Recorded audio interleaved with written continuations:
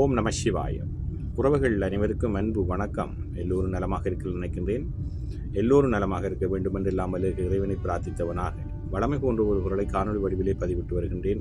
அந்த வகையில் இன்றைய தினம் நாங்கள் காண்க இருக்கின்ற குரல் 1330 குரலிலே 463வது குரலாக அமைய இருக்கின்றது. நல்லொரு குரலாகவும் நல்லொரு உரையாகவும் அமையப்பெற்றிருக்கின்றது.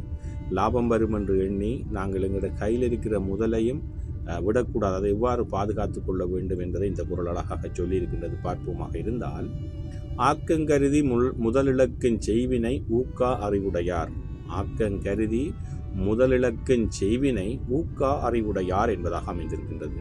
அழகிய 3 உரைகளிலே நாங்கள் முதலாவது உரையை நாங்கள் பார்ப்போமாக இருந்தால், பின்விளையும் ஊதியத்தை கருதி இப்போது கையிலுள்ள முதலை இழந்துவிட காரணமான செயலை அறிவுடையோர் மேற்கொள்ள மாட்டார்கள் என்பதாக அமைந்திருக்கின்றது. அதாவது பின்னுக்கு பெரிய லாபம் வரும் என்று எண்ணி கையிலே இருக்கின்ற எங்களுடைய மூலதனத்தை முதலை இழக்கிற செயலை அறிவுடையவர்கள் அனுபவசாலிகள் மேற்கொள்ள மாட்டார்கள் என்பதாகத்தான் முதலாவது உரை அமைந்திருக்கின்றது. பின்விளையும் ஊதியத்தை கருதி இப்போது கையில் உள்ள முதலை இழந்துவிட காரணமான செயலை அறிவுடையோர் மேற்கொள்ள மாட்டார்கள். அதே போன்றுதான் கலைஞர் அவர்களும் ஆக்கங்கருதி முதலிழக்கின் செய்வினை ஊக்கா அறிவுடையார் என்ற பொருளுக்கான உரையை தந்திருக்கிறார்கள். அதை பார்ப்போமாக இருந்தால், பெரும் ஆதாயம் கிட்டுமென்று எதிர்பார்த்து கைமுதலையும் இழந்துவிடக்கூடிய காரியத்தை அறிவுடையவர்கள் செய்ய மாட்டார்கள்.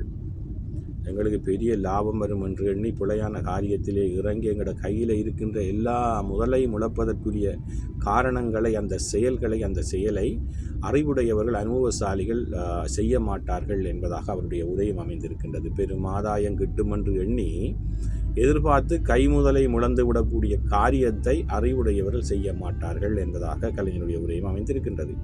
அதே போன்றுதான் ஆக்கங்கருதி முதலிழக்கின் செய்வினை ஊக்கா அறிவுடையார் என்ற குரலுக்காக சாலமன் பாப்பை அவர்களும் சுருக்கமான ஒரு உரையை தந்திருக்கின்றார்கள். பார்ப்போமாக இருந்தால், வரும் லாபத்தை எண்ணி இருக்கும் முதலை இழந்து விடுவதற்கு ஏற்ற செயலை அறிவுள்ளவர்கள் செய்ய மாட்டார்கள்.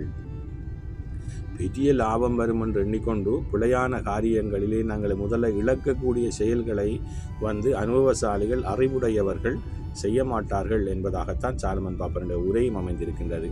உண்மையிலேயே இன்றைய ஆக்கங்கருதி முதலிழக்கின் செய்வினை ஊக்கா அறிவுடையார் என்ற குரலுக்கான 3 உரைகளும் நல்ல உரைகளாக அமைந்திருக்கின்றன. நாங்கள் ஏதோ ஒரு முதலை ஒரு தொழிலிலோ அல்லது ஏதோ ஒரு செயற்பாட்டிலோ விடப்போகின்றோமாக இருந்தால் நாங்கள் நன்கு ஆராய்ந்து அறிஞர் பெருமக்களிடம் அனுபவசாலம் கேட்டறிந்து தான் நாங்கள் இதையும் செய்ய வேண்டும். நாங்களாக செய்து முதலை இழக்க வேண்டிய சூழ்நிலை ஏற்படும். ஆனால் அறிவுடையவர்கள் அனுபவசாலிகள் என்ன செய்வார்கள்? அப்படியான இவ்வளவுதான் லாப வருமாக இருந்தாலும் கையில் இருக்கின்ற முதல் இழக்கப் போகுது என்று எண்ணி அவர்கள் அலசி ஆராய்ந்து நல்ல விடயங்களில் மாத்திரம்தான் அவர்கள் அந்த முதலை இடுவார்கள். அதை தந்த குரல் அழகாக சொல்லியிருக்கின்றது. இவ்வளவு லாபம் வரும் என்று எண்ணி கையில் இருக்கிற முதலை இழப்பதற்குரிய காரியங்களில் செயற்பாடுகளில் அறிவுடையவர்கள் அனுபவசாலிகள் செய்ய மாட்டார்கள் என்பதை இந்த குரல் அழகாக சொல்லியிருக்கின்றது. நல்லொரு குரலாக அமைந்திருக்கின்றது. நாங்களும் எந்த காரியத்தில் இறங்குவதாக இருந்தாலும் அறிஞர்கள் அனுபவசாலியுடைய அனுபவங்களை பகிர்ந்து அவருடன் கேட்டறிந்து நல்ல செயற்பாடுகளில் நாங்கள் ஈடுபட வேண்டும். நல்லொரு குரலாக அமைந்திருக்கின்றது. ஆக்கங்கருதி முதலிழக்கும் செய்வினை ஊக்கா அறிவுடையார். ஓம் நம சிவாய. நன்றி, வணக்கம். அடுத்த குரலை சந்திக்கலாம்.